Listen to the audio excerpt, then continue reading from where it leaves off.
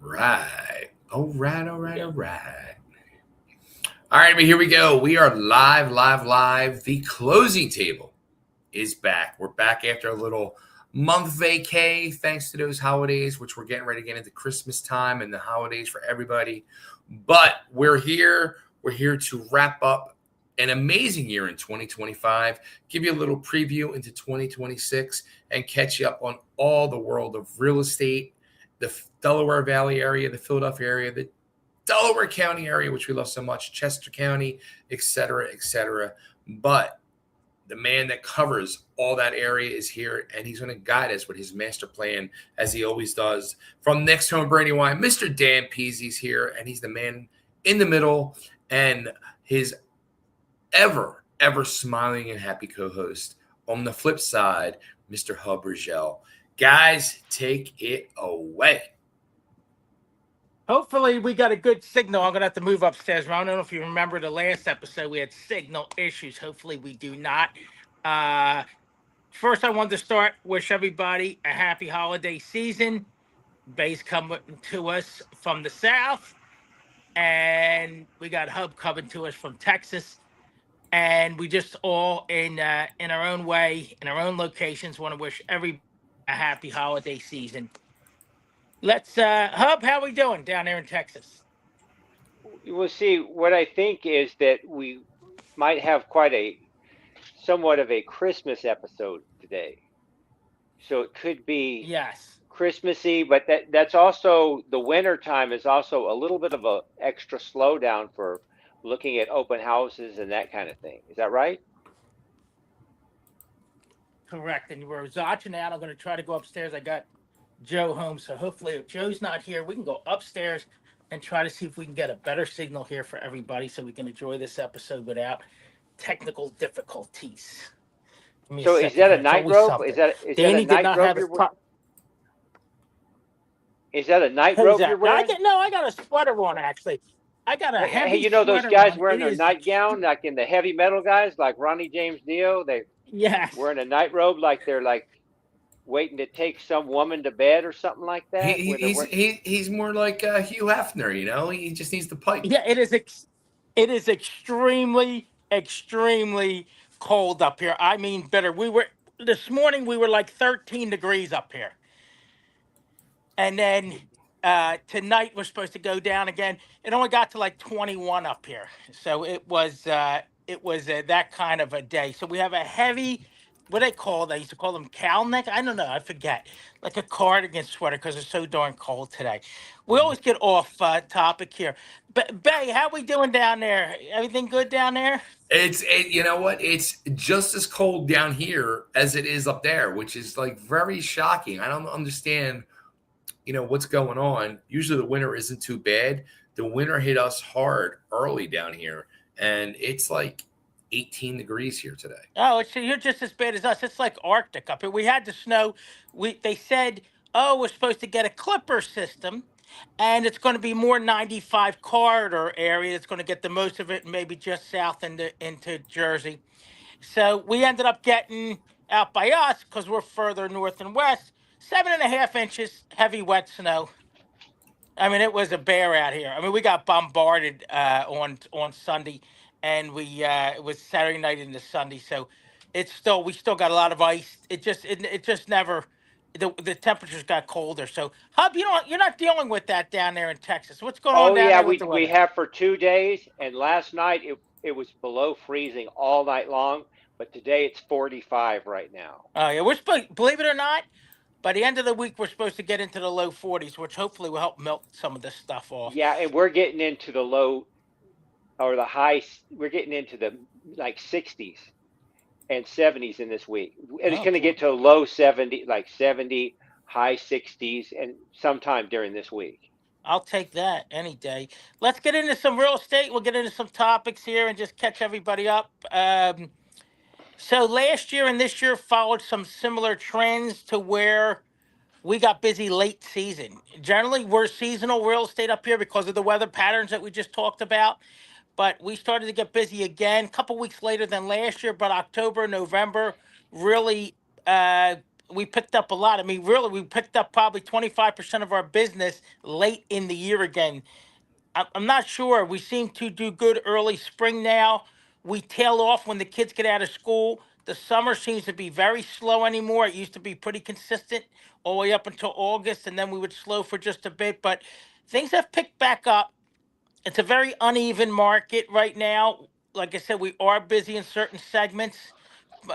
What they would consider the affordable housing segment, which is around 400,000. We're busy in that. Even the entry level 300, 350 townhomes, we're busy in those segments. Interest rates are around 6.25. I checked again this morning. Even though the Fed drops rates, we go off the bond market with most of the time with the interest rates for real estate and for mortgages.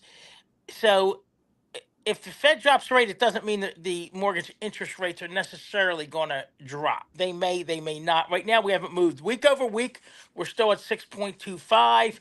So we're about the same as we were last week. Yeah, but it So, looks like they're going to drop them a little bit in the new year. yeah, and Hub, I gotta say, it's too, it's late. I mean, honestly, for us being busy in October, for us realtors from a business perspective, it would have helped. There's a lot of buyers waiting, and they just need a little bit of a push. They need something to say it's okay. Somebody to say, hey, these rates are, they're going to go down, or they went down 2/10, and it's okay to jump in. Because a lot of people, I tell you, if it's an affordable house and it's a small single family, people, and I'm just speaking to our experience up here, like Bay mentioned, some of the counties we cover, it pretty much nobody wants a townhome with an association fee anymore. Um, they're looking for a small single manageable, even less square footage sometime than a townhome. Um, and when I go to those open houses, and when they have them, those small singles, there's literally 20 families there, all different kinds of families, different sizes, looking for these smaller singles in that affordable price range. And up here, affordable right now is around 400 grand, which is unbelievable. It used to be 250. Now it's about 400 grand right now. I mean, that's what they consider affordable. And if anything goes up, say like 330 or 320, that ends up selling for 360 because people just trying to get their hands on something that makes sense and that is relatively affordable. So kind of that's what's going on up here. Um, got a settlement coming up Thursday. On my buddy Joe, he's selling his property. That was listed at 399. It sold for 440 in Aston. So we were there's a perfect example. Desirable section Bay, right off 452 in Aston. My old Right where neighborhood. the beer distributor is. Seasons Pizza's down there, right Mhm. down there. Great neighborhood back there, convenient to everything. Aston's a nice township. But that house was 399, and that's what it was worth. 399. It had all the mechanicals done. It had a nice exterior. Roof was done. All the major things were done, but still needed some updating. That house was listed correctly at 399. I had it sold in about 2 to 3 days for 440. The offers Damn. just kept coming on that house. The guy wanted to be there Wow. because his sister was there. He pushed the number. Let's talk about that briefly, and we're going to get Hub in here. This is interesting. Get your guys' thought on this. So a house that was needed some work in that development was about 385. These are all comps, closed comps. A house that was fixed in that development was around 425, 430. So now we get this. We put up for 399. Needed a kitchen and a bathroom, but most things were done. Needed some paint and rugs, some cosmetic stuff, but the bigger ticket item stuff was done. Had a whole house hot water. So we compared everything 399. I got 440 cash. So now you set a new precedent. I've been talking about this. I find it interesting. I set a new precedent for that development. There's no appraisal, so the comp sticks. So a house that was finished used to be 4.25, 430. Now this house that needed a slightly bit of work just sold for 440. So Wow. now you're hoping to get in that development at 385 to 400 for a fixer upper. Now this house that was mid tier, say as far as work that was done, is at 440 and it's comped. So now Mary down the street's got her house she wants to put up in the spring. It's going to go up for 475. So you just raised that development because this guy paid cash 40,000 over ask. You just raised the comps in that development 75,000 by the time you're done. So now it becomes more unaffordable than affordable. But this is what's happening because people are buying their way into certain neighborhoods, and it's just pushing the ticket item supply and demand way up. And when you get a new comp, someone else is going to go higher. If they look at that comp and feel like, and we'll see what the consumer's going to do until the consumer stops paying it. This is where we're at. Let's get your thoughts on that.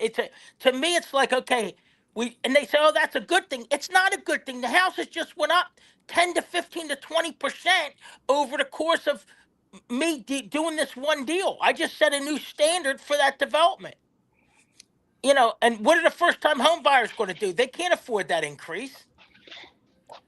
Go ahead. Well, I'm thinking that sometimes somebody with a buyer like that, he's going to do a lot of remodeling to that anyway, and so he doesn't care if it needs some updates. Correct.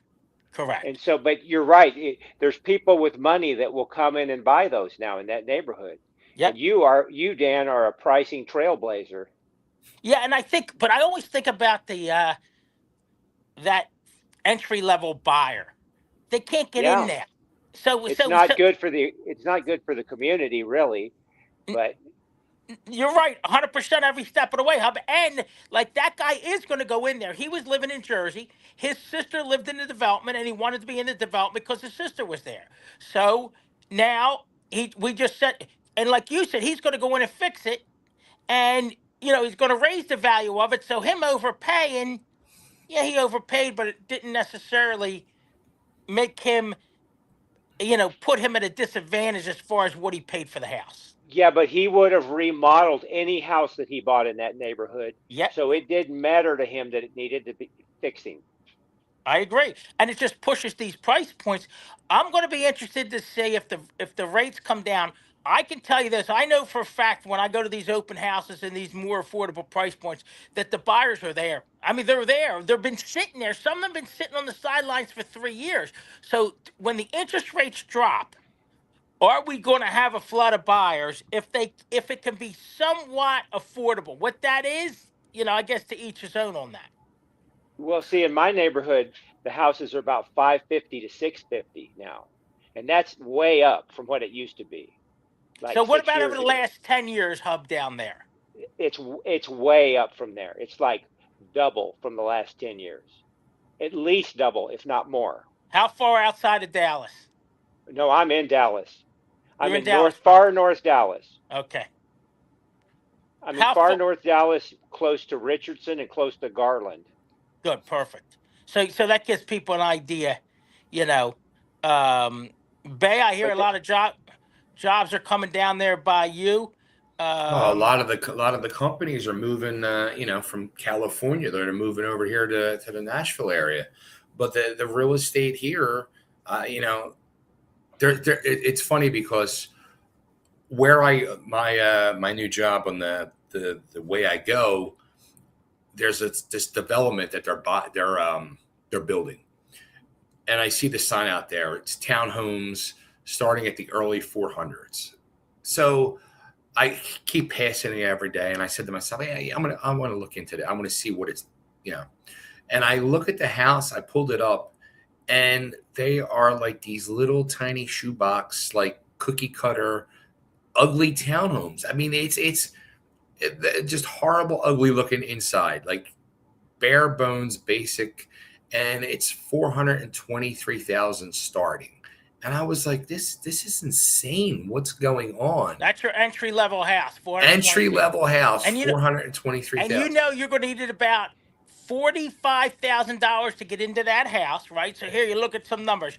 So if you're coming in, you're looking at that house, bare bones entry level house, $45,000 to get in, and you're looking at, if you just went in at that low number, you're looking at about $2,700 a month.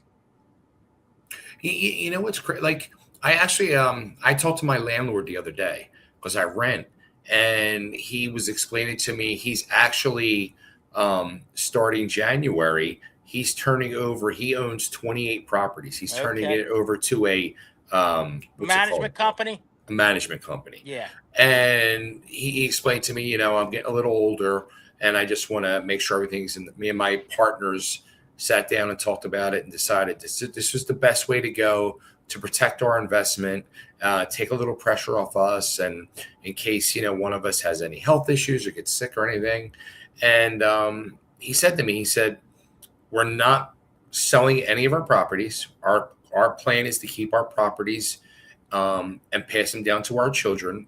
But at that point, I said to myself, I was like, I wonder if it's almost worth it to not even buy, to just say, all right, at 55 years old, I'm just going to rent my house. Say, look, give me a 10-year lease or a 20-year, whatever, and lock me in, because I can just pay, you know, right now, my after this year, when it goes up every year, I'll be closing in close to $2,000 a month.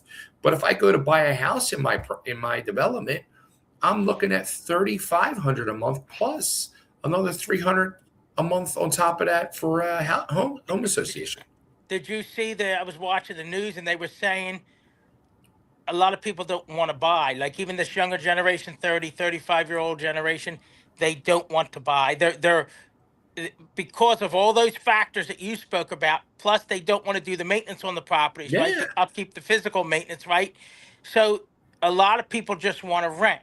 So then there's a whole bunch of stuff that opens up there as far as, you know, the older properties like Collingdale and all those areas, Sharon Hill, the Fallcroft, Norwood, those properties were older in Norwood.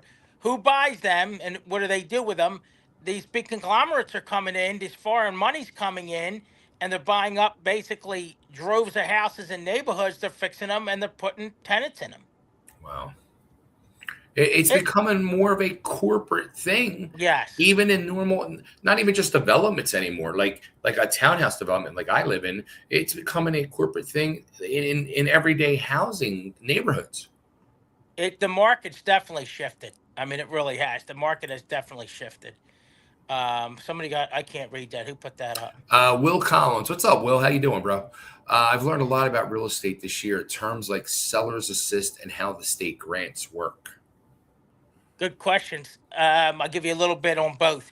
State grants and grants in general, it's just kind of ignorant, but are specific to the programs. I can tell you some programs we have down here that you can get up to 10,000 in our area down here in the Philadelphia region. And there's different grants. There's grants specific to neighborhoods too, where they kind of want to rejuvenate certain neighborhoods. So like Upper Darby's one. I know the girl Chevelle that I had as a client in Sharon Hill, she got a state grant. And a lot of them, if you stay 10 years, you don't pay it back. So if it's 10,000, you basically have to, if you leave after 5 years, you got to pay $5,000 back. So there is a ton of programs, but they're specific and you have to see if you qualify for them. There is a lot of programs. People say first-time home buyer. They don't necessarily use that term anymore. Some people qualify, you know, because they're first-time home buyer, but talk to a really well-qualified, well-learned hub, mortgage broker, and they will give you some information on programs. As far as seller's assist, here's the way seller's assist works. Generally, seller's assist is involved with FHA properties. So if the house is up for 300,000 and you need cash to close, like we were just talking, that properties you were talking about, they need about 10 to 12% to close. So at 400,000, you need $40,000 to $45,000 to close. So on a property, let's say 300,000, you can ask for, as if you're getting an FHA loan up to 6% seller's assist. So that would be $18,000. Here's the kicker. Well, let me explain a little bit further. The seller would give the buyer back 18,000. So say the house is listed for 300. The buyer asked for a seller's assist of 6%. So that would be $18,000 off of the 300,000. That would be 382,000, correct? So that's what the seller would net. If they were in agreement with that, that's fine. But understand this: if you push the price up and it's 300 and you go to 318 because the seller wants the net 300, the home needs to appraise for the higher dollar value.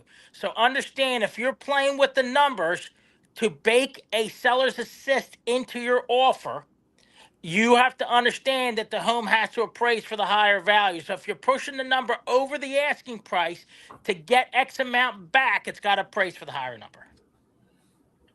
Good questions. Good questions. Those are some complicated numbers there, Dan. Yeah, That's you why know, it's you. funny. Like, we do a lot. Well, recently, Hub, we haven't done a lot of seller's assist because the market was so hot.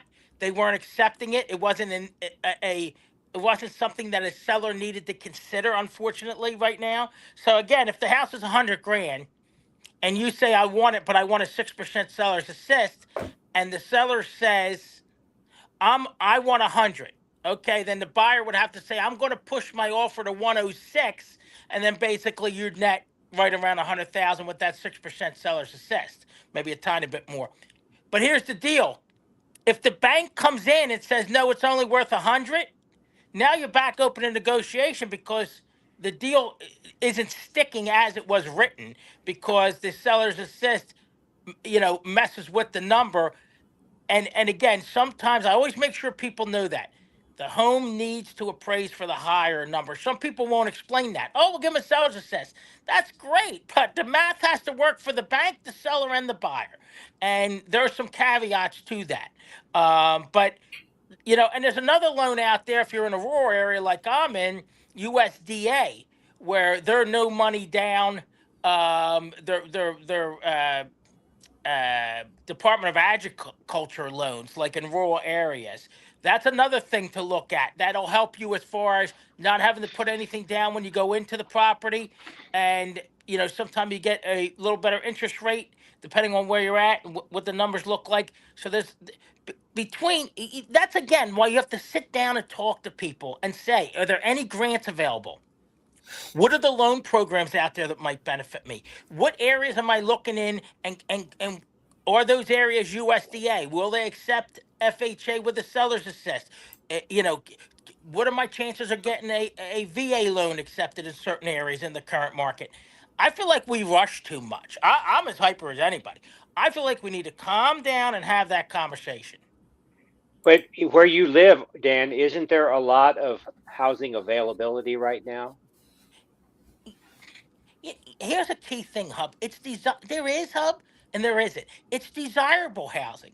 Again, like where we grew up in southern Delaware County, outside the airport, outside of Philadelphia, those homes got older. They're not, and they go like on those 25-year cycles. They're not as desirable. And a lot of people don't want them. They don't want to live in Sharon Hill anymore. They don't want it for various reasons. They don't want those houses. So again, it's like Is it the neighborhood and the schools that you're talking about? Yeah, I think another thing that factors into some of these neighborhoods is the age of the houses and what they would consider deferred maintenance. So, Bay, we talk about Sharon Hill, right outside the airport, very convenient to the highway. But the houses now have reached 100+ years old and they don't have the proper maintenance. So, they used to be these big, my buddy Chris Margalongo lived in one, beautiful high street right by the Sharon Hill trolley stop in Sharon Hill. Beautiful 4-bedroom homes. They were like big twins. But now nobody wants them because they need so much work, the oil heat, they need maintenance, and then they're listed for 250, 300,000. The neighborhoods, as far as the blight and the amount of earned income per capita has gone down, the houses need more work, so they have a lot of deferred maintenance, and you run into a situation where for a certain segment of people, they're not desirable. Yeah, well, see, around here, there's a lot of houses for sale, but they're actually probably overpriced for what they're going to be in the long term. So Do, we're looking at, let's say, a $550,000 house. It's really hard to sell it right now. It takes a long time to sell. I was just going to ask you that. The days on market. So days on market here have climbed to 20 to 30 roughly. So instead of it selling in 1 or 2 days, the average days on market, the last I looked, was like 21 to 23 days, which is still good. I've been in markets where the average days on market were 78 days, 84 days. So they sat. But it's and that's changed. probably what it is around here in North Dallas here. Because Now, this is highly desirable to live here in North Dallas, because is it affordability issue for the people that are trying to get in? it's the affordability, it's the affordability, and there's a lot of houses on the market. Well, see, again, supply and demand. We don't have a gluttony of houses on the market. Stuff that's desirable will sell quickly. Stuff that is not desirable is sitting, like these townhomes, because the associations have gotten out of control. You look at a townhome community with a $300 a month association fee. Add that into your monthly payment. You can't afford it.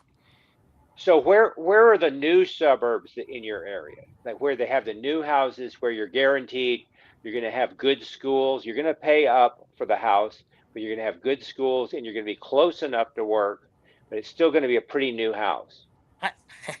I think you know the area. I think it's only where I'm at now, Western Chester County, just south of Lancaster, west of Downingtown, in the Coatesville area. We can't speak to the schools too much, but you can look at the numbers. They are what they are. You are going to get, for example, you can get a 3 to a 4 bedroom, 2.5 bath on a quarter acre for $500,000.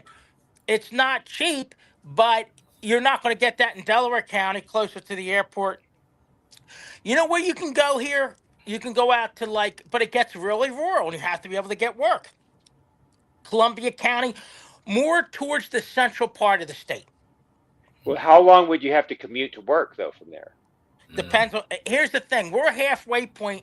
My area is the halfway point between Harrisburg, which is the capital of the state, and Philadelphia. So we're in a spot to where you could work either an hour to Harrisburg or an hour to Philadelphia. We're right in the middle. So again, it depends on where you're at. Are people starting to look for jobs in Lancaster and Harrisburg and New York? And this would be a reasonable spot to be in, because you're kind of in between. But if you have to drive an hour every day? A lot of people do, and a lot of people drive longer than that live where I live. But just take this in consideration. We have a new app, folks. Go to email me. I'll send you the link. We have a terrific new app. It just sent me an update on my house value, and it said my house was worth somewhere in the neighborhood of $425,000. I have 3 bedroom, 2.5 baths, not big, 1,900 square foot. I'm on just less than a half acre, 2-car garage. Okay, guess what I paid for the house? I bought the house in 2002. It's public record. I paid $165,000 for the house. So I moved out here because it was relatively cheap.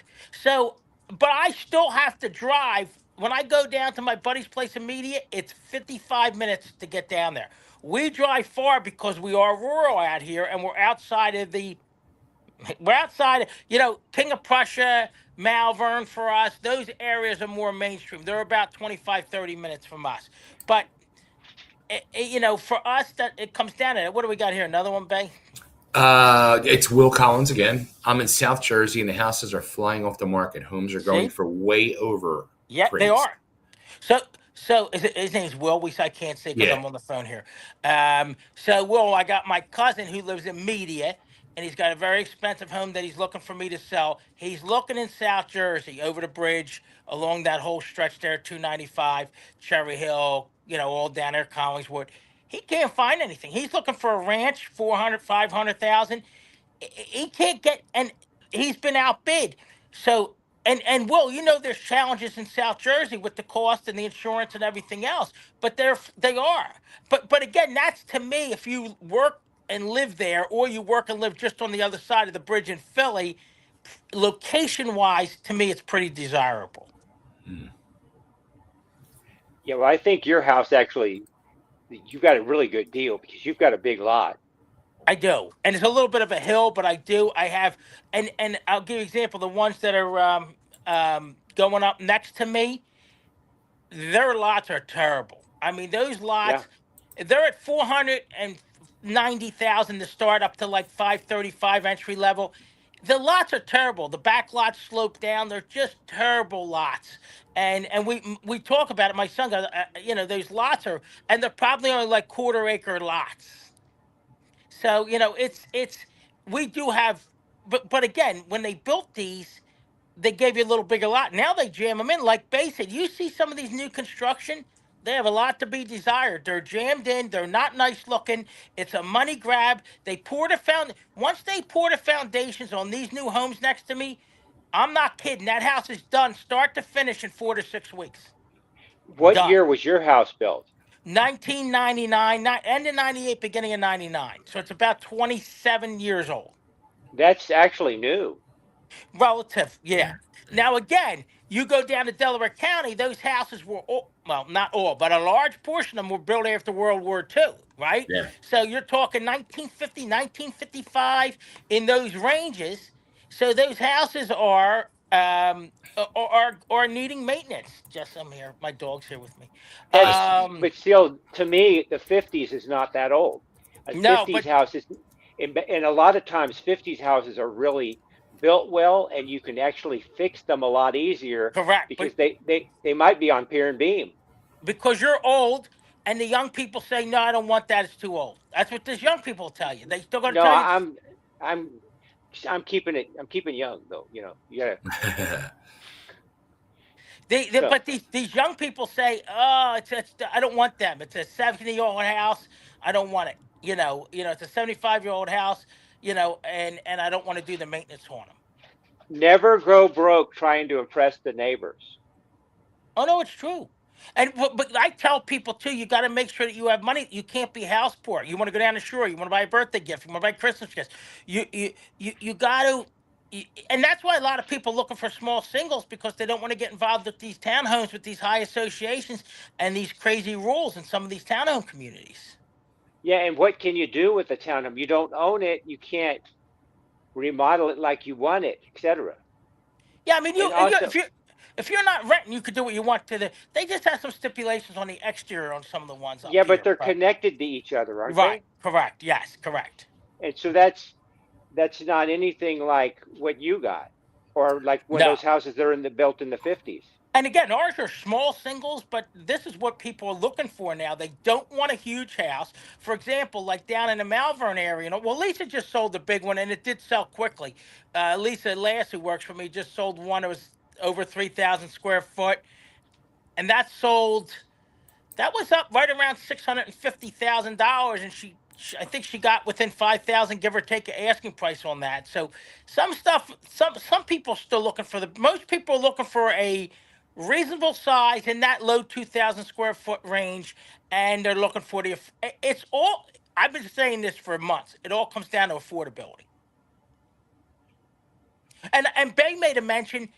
I saw this on the news. Like all these companies are going down to Tennessee from California. You're getting a lot of business heading that way, Bay. Big time.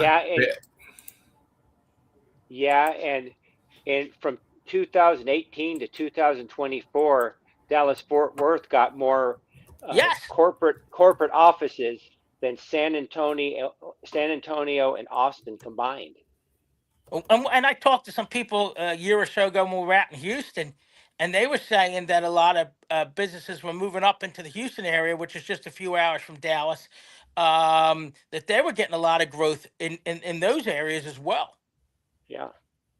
Yeah. Now you go to Houston every year, is that right? No, we just went for our conference. I loved it. I actually enjoyed it up there. And we got a lot of insight on the regrowth. They were down in the dumps in the 70s, and they got a lot of research, a lot of stuff going on, a lot of housing going up over there. It's interesting when we travel to other areas to see what that housing market is doing.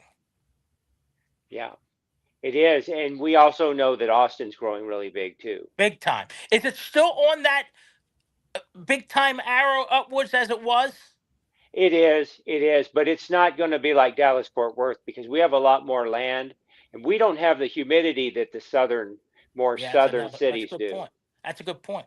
We talk about real estate like with the weather, and my people that live in other states don't realize when we dump 7 inches of snow on Philadelphia, you ain't doing any real estate that week. People aren't trudging around in the weather. I mean, we have our challenges. It's not the end all factor, but it does slow things up here when we get into our winter months.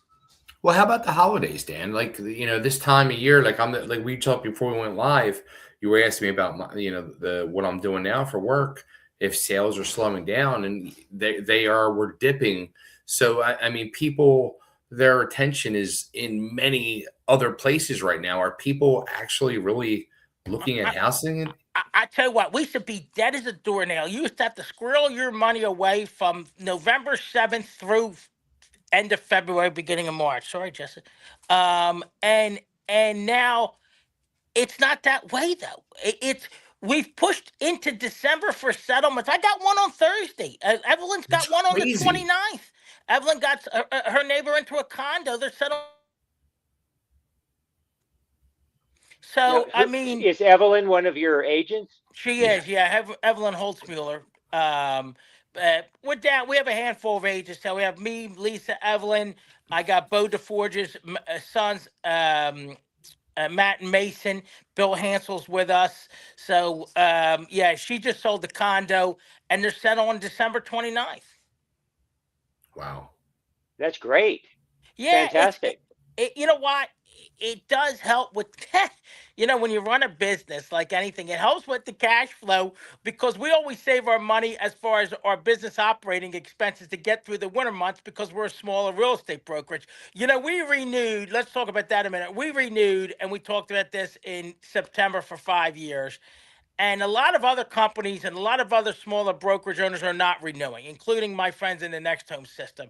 And only because of I really think because we actually care and the people trust us and it comes through in the work we do and they knew we're genuine, can we keep this thing going? Because there's a lot. Most real estate brokerages from post COVID till now, we're down 50% or more in volume. And Well, there's a see, lot. Go I ahead. know you're renting a new office. Is that right? We're close to the house. So we kind of down, in a way, we downsized again. We're probably, let's see, 5 of my 8 agents are right here in my area. So, and the highest producing agents are right here in my area. So we moved up to Parksburg, which is about 2 miles away from all of us. So it Yeah, and puts so us in a that's what. better spot. So when you say you renewed, does that mean that you renewed with Next Home for We five did years? for 5 years with the national franchise. A lot of people decided not to, and I talked it over with our group, and my brother-in-law was involved in the family, and we just thought it's in our best interest to stay with Next Home. We like the products and services. I'm happy overall with the company. It's a relative low cost model for franchises. And the bottom line is it gives my clients what they need to succeed, and it gives us the tools to offer to our clients. Because sometimes when you're too small, you can't offer what you need to offer as far as services, mortgage, title, marketing services. And Next Home stays cutting edge with that. But it's a challenge because of the economic conditions and everything we talk about on a monthly basis. Things have let's I keep hearing about this economic boom coming next year, about how this big beautiful bill is going to kick in and things are going to start being spurred as far as the economy. I'm interested to see if we can get back to it at reasonable, close to the levels we were post COVID. Dan, let me ask Well, you. go Let ahead. me ask this question real quick. So, as you, because I know, I guess it was about a month, 6 weeks ago when you made the announcement that you signed for another 5 years. Well, did you have the conversation with yourself, not anybody else, not even your wife, but yourself? Like, is this where I feel is the path to continue on? And was there a deciding factor you said, Next Home is it? This is why I want to continue with Next Home. When you run a business, like I think people, because real estate's so humanistic and there's such a human side to it. Like it's not, I'm not selling toothbrushes. It's a Mm-hmm. different, it's a people oriented business, almost like the car business. And it, we had to look at both. Like I said, are the tools there to help us give our clients every advantage, right? We need that. And there's a lot of factors that go into being with a national franchise, a lot of pluses. And then the cost factor from a broker ownership standpoint is this cost effective, or should I just go to work for somebody else? Right. Right. And when we looked at both sides of it, NextHome really is a value-oriented, full-service, which is the key, national franchise real estate brokerage on the smaller side. But I'm a value guy. I look at everything. The value in what the company offers from a products and services standpoint, and the corporate culture, although it's changed, and I'll give it to you straight, they don't bullshit. They're genuine. And I don't like nonsense bullshit. I like genuine, and Charis and the group there are really straightforward, honest, and I've never felt duped. I understand some things I don't like, but they have a business to run like we do. So when I looked at everything, Bay, I'll be honest with you. At 53, with 2 kids and one at college and one disabled kid and everything else, do I want the responsibility of the ownership side? Do I want to do the paperwork? My wife has to help me balance the books every month. But when I looked at it to what's going to serve our customers the best, our clients the best, it was a no-brainer to renew. And I said, let's just do it. The time flies. If we can control our expenses, because if you go into some of these bigger offices, we went into a Keller Williams in along the main line there. Where was that at? Trying to think. Like, it was all the main line outside of Bala. They had $10,000 chandeliers. And when me and Evelyn went in there for a settlement, I thought, somebody's paying for this. It's the clients that are paying for this. We can't run an operation like that. We got to keep it tight and put our money into what's best for our client and for us, so we can get them to their ultimate goal of buying or selling a property. So that's what it came down to. I didn't want to continue with the business side of it, but I thought, for the business of all of us, the clients, the agents, how our business model is set up, it was best for us to renew the franchise. But also, the support system that you get from them is actually highly worth it. 100%. And also the brand name it's not just the brand, but it's an organization that has a reputation that gives you trust. They have credibility that you can go to, and they have people that will help you with what you need. 100%. And the only thing that we lack is that huge national brand name. But like you said, or in fact, one of the ladies is trying to be on our board for our marketing committee. And I just think the branding aspect of NextHome, the marketing, those tools, I don't want to give up. I love our digital art, like Danny's going for, that side of it. They create the flyers. They have a website for every listing. The help they give us with exposure of our listings, we're on 250 websites. Once we do our national downstream, they target those websites, and they use like AI and some different SEOs to target where they should place these listings, as far as where the advertising dollars should go. All that stuff comes into play. For what we pay, I was thinking about going on my own. Fasciola Real Estate, my mom's family, I was going to go Fasciola Real Estate. We had one years ago. We were thinking about going that route. We could not replicate Hub and duplicate or even come close to what we get from NextHome and the value we get. And again, it comes down to, how does that play with our customers? And I can sit and really explain it to my customers, say, hey, we can give you everything all the big brokerages can. Yeah, well, the other thing too is, I remember we were talking. We did an episode where Compass is buying up a lot of realtor companies, and I said, well, that would actually depend. Their success is really going to depend on the realtors that they recruit for their company. They just bought. Who'd they just buy, Hub? Did they just buy Long and Foster? No, Berkshire. They bought a whole bunch of brands. No, they bought Berkshire is who they bought. Compass bought Berkshire. So it's so convoluted in the big box brands right now. When the dust settles, how does the consumer fare? Yeah, but the consumer is only going to fare when they know the game of how to work with and to select the right agent for them. And they don't all the time, Hub. They just Oh, don't they have that. don't a lot.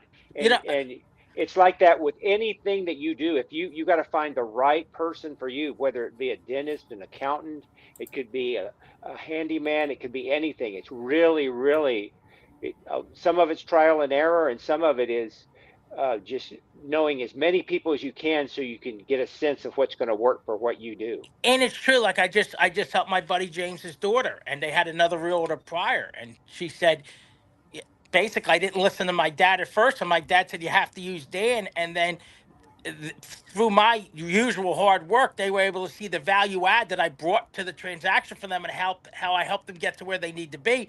And until you're working with somebody that's going to do all those extra things, you don't realize it. And on the business side of it, Bay, if I were to go with Compass and if I were to close my next home office and I didn't renew, our commission structure with Compass is 80-20. So I would have to give Compass 20%. And this is a known fact. This ain't sometimes my mom says, why do you tell people, this is fact. This is industry standard. You go to Compass, if you sell, there we go. There's no cap. If you sell 20 million, then you still have to give them 20% of what you do. So, you know, to me, with everything that we got from Next Home, why would I give comp just 20% and I could get more? I felt like for us and the way we do our business, we could get more of a value add for ourselves and our clients by staying with Next Home. And plus, nobody can fire you because Right. you're the owner. And you know what else I like about it, Hub? I make the decisions based on what's best for our clients and our agents. And if our agents, they know that. We try to really, because with 46,000 people in our region, we have to differentiate ourselves from our competition. And how do you do that? That's the question we have to ask every day. And Bay couches it right in that, like, we put humans over houses. We truly do that through our actions, how we represent people, what we do for. Today, I picked up a deed package and physically drove it to a title company for the settlement that's on Thursday. I don't have to do that. You know why I did it? I want to make sure it was done. I want to make sure it was done right, and I want to make sure we didn't have any problems on closing day. So I did what I had to do. I got in the car and I drove in some back icy roads, and we got the deed package. We checked it. We cleared it with the title company. We made sure things were right. So when we go to settlement, we're doing everything we can to make sure we're going to settle on Thursday. That's the difference. And people don't do it. It's basic business, but a lot of people don't do it. There's so many basic concepts that real estate agents don't do that they could be doing. Right. And I'm And not talking about at your office. Of course, everybody at Dan's Next Home does everything highly professional. But there's a lot of in these big corporate real estate agents, they're not doing things the way that they could. There's room for a lot of improvement. Is what I'm saying. and my buddy, Vince Cavassini, who just passed away, he was one of the guys that brought me up, that taught me how to do things the right way. Dave Stinson, I all talk about Vince Cavassini, John Leonard. John posted that our good friend Vince passed tonight. And I was thinking, like, that guy helped me a lot and helped me understand, like, how to do things the right way in the business. And I think, again, what do we talk about? Being learned, being open eared, don't be closed minded. Don't, like I told you that time that lady said to me, I do two reply to inspections, one for the mortgage company and one for the people in the transaction. If you give the mortgage company misinformation, it's mortgage fraud. But somebody gave her bad information, and I said, "Look, as a professional, I'm going to tell you, you can't do that. It's illegal. You're if you put something different on one reply and something different on another, you can't do that. So I attribute the way I do it to my family, my cousin Linda Johnson, and that original group of Century 21 Absolute Realty. It just did things the right way. It's so common for any business to not really know what the right hand is doing, what the left hand is doing. That's why we keep it small, because I really Yeah, want to keep it tight. And again, it's risk mitigation too. There's a lot of legality around real estate. You don't want to get sued. You want to make sure everybody's doing things the right way without malice. And that's why they said, you want to grow it? Well, there's a lot of challenges there, and I do like the way we have it. We just need to keep our base of business. That's why we do these podcasts, and let people know, hey, we're here. We're going to do you right. We're going to give you a fair price in your transaction as far as commissions, and read our reviews. Go on our website too, nexthomebrandywine.com, and you can look on our Reach 150 page. No review has ever been doctored, and no review has ever been denied. They're published as written, and I don't think we have below a 5-star. And I bet you we have 100+ reviews on there. Do you have a question, Bay? Nope. Well, so I mean, it's so amazing, some of the stuff that happens that in this business. But customers come in, and I don't know if you looked at any of those things that I sent you, but so many customers come in and they have very confusing ideas about how they're supposed to sell their house. Absolutely. And some of that But stuff you sent me, you know what I think too? It's one of those things, again, we talked about at the top of the show, where you just have to sit down and understand the perspective of the customer, where they need to be, where they're trying to get to, and just kind of have that conversation.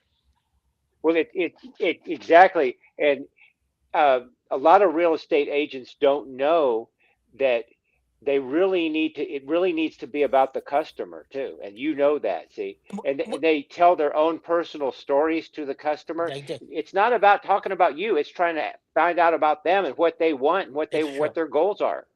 100%. And again, it comes down to a lot of listening. I should do way too much. When you're new and you're inexperienced, anybody's inexperienced does too much talking. And we do a lot of listening. Mm-hmm. It also had another thing about people who are late, and how you have to explain to people that if you have multiple appointments, that you need to tell people that you will give them a window of time that you'll be there to be for their appointment, because you never know exactly how long your previous appointment is going to be. Another great point into that, Imran Pilati, who used to be our VP, we had a training one time. He said, if your appointment's at 7 o'clock, what time should you get there?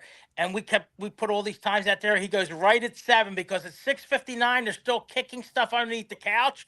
And at 7:01, you're late. So you get there right at the time you're supposed to be there. Yep. But see, also, if you are late, you have to be able to say that you're late without making excuses. I text people. Yeah. If I'm a minute late, I'll say my ETA is 7:02. I'm sorry, I hit some traffic. I'm running behind. Yeah, but see, there's an inexperienced agent will start making excuses and stuff, and the customer doesn't want to hear that. No, especially when, and I'm always mindful that there's 46,000 people in our region that could sell you a house. You don't have to hire me. Yeah, but I mean, this is all very, very basic, but it seems like it needs to be reviewed for the agents. I'm on the board all the time. We need trainings and refreshers. We should be doing it as a industry, and we're not. They definitely should go back to all these basics. It's like there was another thing that she was talking about, dress codes, that you should not be dressed when you have a meeting with a client, like to show how cute or handsome you are. Well, we used to dress in shirt and ties. We need to get back to being more professionally dressed and respect the business and respect the transaction. I agree with you. Yeah, but she said it's not about that. It's about you being like very not so outstanding. Now that's different. If you go to a trade show, or if you're a musician or anything like that, you're an artist, you might wear the oddball clothes because you want to get attention and you want to network and meet with people. Yeah, like at the music shows I used to go to in LA, there would be girls walking around in the strangest clothes you ever seen because they want somebody to go up and take a picture with them. Yep. Great point on that. I saw a girl with a float, like a pool float, that blow up float, but it was a dinosaur tail, and she was walking around with a dinosaur tail. Interesting. Dan will be doing that at the next open house. Yeah, you know what? You see that commercial with the lady with the open house? They're both competing. I don't know if you've seen that commercial. And then the lady dresses as some kind of like warrior woman to differentiate herself at the open house. It's a very strange thing. We're 54 minutes into this thing. Let's get a quick question here on what we're doing for the holidays and get out of here. What do we got on tap, Hub, down there in Texas for the holiday? Well, we're hanging around the homestead. We got I'm sure we'll get some cornbread, that kind of thing. And not exactly sure. We're not going anywhere. We got people coming, I'm sure. Good. Miss Ann is hosting. Yeah, Miss Ann hosting, and we'll just have a great old time, snuggling up by the fire. Bay, what do you got down there in Tennessee? Little Italian family get together. What's Coco? What's the Christmas? Does she do fishes or no? We're doing that over at her sister's with her parents, and Anymore. yeah. We Wait don't a do it. second. What is this? What is this? Fishes? 7 fishes. The seven fishes. It's an Never Italian heard of thing it. on the Christmas Look at Eve. this. I'm Never heard gonna of it. explain it to you. We're gonna look it up. We're gonna talk about it in January's episodes. The Feast of the 7 Fishes. Mm-hmm. Most Italian people do it on Christmas Eve. Yep. Oh, So okay. it's 7 different types of fishes. It's an Italian tradition. We're gonna follow up on that one. Can't All right, wait. everybody. We are going to sign off here for the month. From Bay Hub, myself. We wish you a very Merry Christmas, a very happy holiday season. We're going to see you in the new year, bring you more exciting episodes of the Closing Table podcast. Bay, get us out of here. All right, everybody, have a happy new year, happy holidays, and get ready for a electric and booming 2026. Thank you, guys.